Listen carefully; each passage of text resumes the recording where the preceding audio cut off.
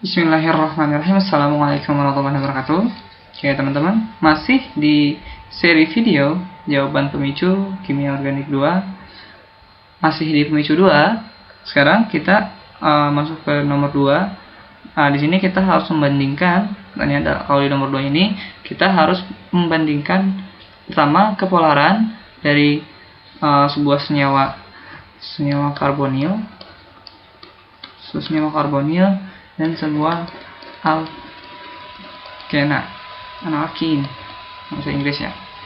Nah, lalu setelah membandingkan kepolarannya dan melanjutkan dengan hubungannya dengan nucleophile site reaction. Jadi misalnya bagaimana sebuah nukleofili nanti akan menyerang ke sini atau ke sini, ke arah sini.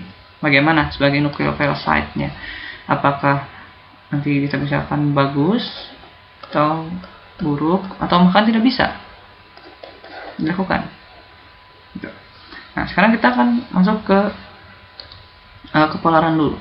Nah, teman-teman, pada kepolaran artinya ada sebuah densitas elektron. Densitas elektron di sini terkumpul di suatu tempat. Nah, itu jadi kita bisa menyebabkan suatu senyawa menjadi polar. Nah, polaran. Nah, kalau misalnya kita lihat di alkena, maka teman-teman tahu kalau misalnya kita punya double bond seperti ini, maka double bond ini akan sangat kaya dengan elektron.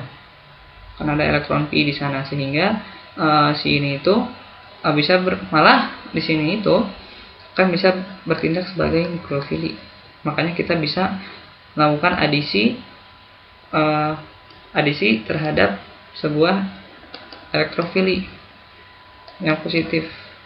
Nanti di sini malah double bond dari karbon ini akan menyerang. Jadi kalau misalnya kita lanjutkan ke sini, S-nucleophase of nation itu dia malah nggak bisa sebagai pusat reaksi nukleofili karena dirinya sendiri adalah nukleofili netral, sehingga dia malah menyerang sebuah elektrofili gitu. Tapi setelah itu baru dia bisa menjadi sebagai site of reaction atau tempat reaksi nukleofili setelah dia mengadisi duluan, setelah dia menjadi nukleofili, baru nanti akan terbentuk, kalau teman-teman tahu akan terbentuk sebuah, ini kalau udah ngambil elektrofili ini, dia akan terbentuk sebuah karbokation. Tapi nanti karbokation ini akan bergerak mengikuti aturan Markov dan aturan lain-lain, sehingga produk yang dihasilkan itu bisa bermacam-macam.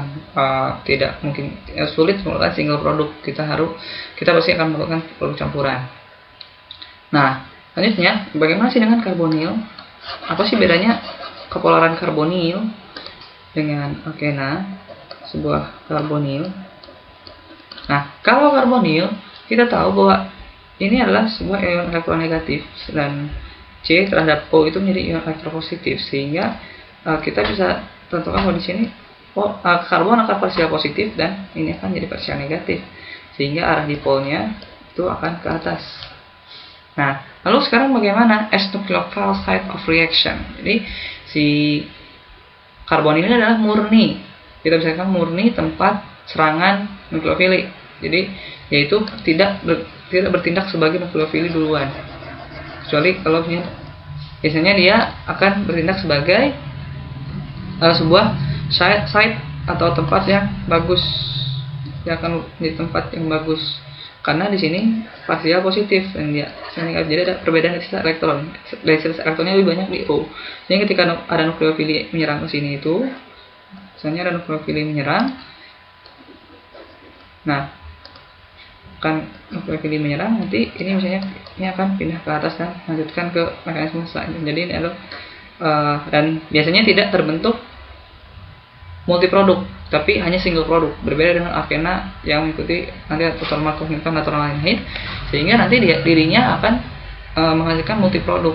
Sulit menggunakan single produk saja dalam sintesis. Nah, jadi kalau misalnya kepolaran dari karbon itu dia terkonsentrasi di ini dan ini polar permanen, polar tetap. Nah, ini kita sulit akan dia polar sebenarnya.